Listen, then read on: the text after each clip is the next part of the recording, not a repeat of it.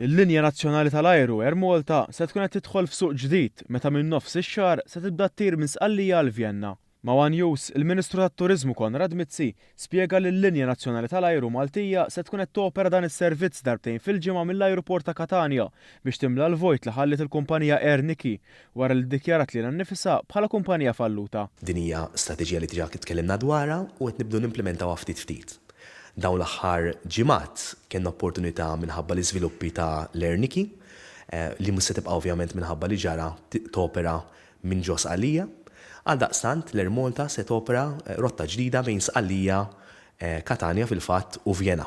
Din hija waħda mill-ewwel passi l quddiem fl-implementazzjoni tal-istrateġija sabiex il-linja tal-ajru nazzjonali Maltija tesplora opportunitajiet ġodda u timmarka lilha nnifisha bħala waħda mill-linji tal-ajru ewlenin li tgħaqqad l-Gżejjer Mediterranji ma' reġjun importanti fl-Ewropa u lil hinn. Il-Ministru Mizzi spjega li din it-titjira se tkun waħda importanti ħafna għall-Air Malta minħabba l-fatt li hija popolari ħafna u se tkun profitabbli għall-kumpanija. Din hija opportunità ġdida, hija rotta li hija popolari ħafna, rotta li hemm ħafna passiġġieri u li l-Air Malta tista' tibda timla dal-ispazju u topera bi profitt. Sabiex din ir-rotta tikseb il-popolarità fi żmien qasir u tkun attrajenti għal iżjed vjaġġaturi, l-Air Malta se toffri aktar valur għall flus permezz ta' prezzijiet kompetittivi bl-iskema GoLite. Huwa mifhum li fi żmien li ġej, l-Air Malta se tintroduċi aktar rotot bħal dawn bil-pjan tal-Air Malta jkun li tifrex is-servizzi tagħha fi iżjed pajjiżi Ewropej u anke dawk tal-Afrika ta' fuq.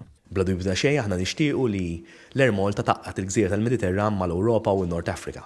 Għaldaqstant qed nistudjaw bħalissa numru ta' rotot fejn nistgħu nisservissjaw rotot b'mod profitabli u waħda nibdu nillonċjawhom b'mod li huwa inkrementali biex nassiguraw li t-tkabbir ikun sostenibbli. Il-Ministru Mizzi qal li dawn id-deċiżjonijiet qed jixprunaw iżjed tkabbir għall-linja tal-ajru nazzjonali u b'effett ta' dan madwar xarejn oħra l-Air Malta se tkun waslet biex tieqaf taħdem b'telf u l-prospetti huma li sal-2019 tkun qed topera biqlieħ.